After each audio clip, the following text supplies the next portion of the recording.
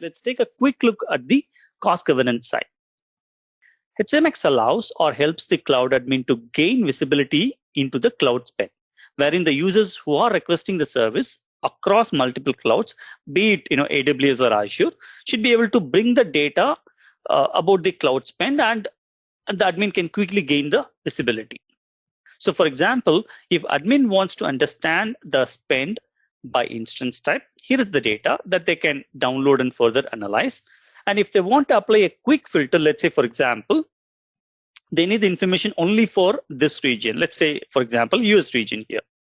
And then they can simply download this, or maybe next time if they want to apply the same view, they can simply save this view and then reapply it again so that they will get a quick view of the data, whatever they're looking for. And there are a number of options where the user can see the data based on this, based on quarter by quarter or year by yearly, or maybe even month or even by date. Now, of course, the same applies to Azure reporting as well. And not just that, HCMX also brings the cloud cost limits, where it helps the admin to configure the public cloud accounts directly so that HCMX can track of the cloud spend and send the alerts if it exceeds the budget or the cost limits, whatever you're setting. So let's see an example here. As you see here in one view as a cloud admin, I can see the AWS cloud spend as well as the Azure cloud spend, which are directly coming from these public cloud. And I can also see that some of the cloud spends are already exceeding the budget limit or the cloud cost limit, and some are within the budget limit. So in order to understand exactly how our spending is distributed and who are all the biggest spenders and what are the different resources that are costing us the most, so I can quickly check on this by clicking this report, which will help me to understand in a detailed way. On top of this, HCMX also provides insights into recommendations, where if the customer is running pay-as-you-go instance, there is a potential opportunity that they will benefit from cost savings. HCMX helps the IT admin to get the visibility into the list of instance sizes that are used across different regions, and it helps to identify difference between what if they continue to run with the pay-as-you-go, and what if they convert into reserved instance paying model, and ultimately, what are the most cost-effective approach? Again, see, HCMX provides this recommendation. I mean, these are all auto-generated.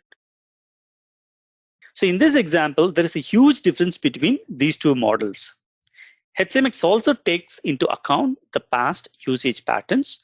And in this data, we see there is a $10,000 of potential savings for this particular set of instance size only.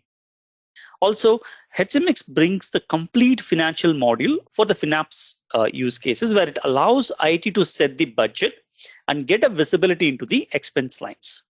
So what are these expense lines? So the expense lines can help understand the incurred cost based on the subscriptions, which I already created.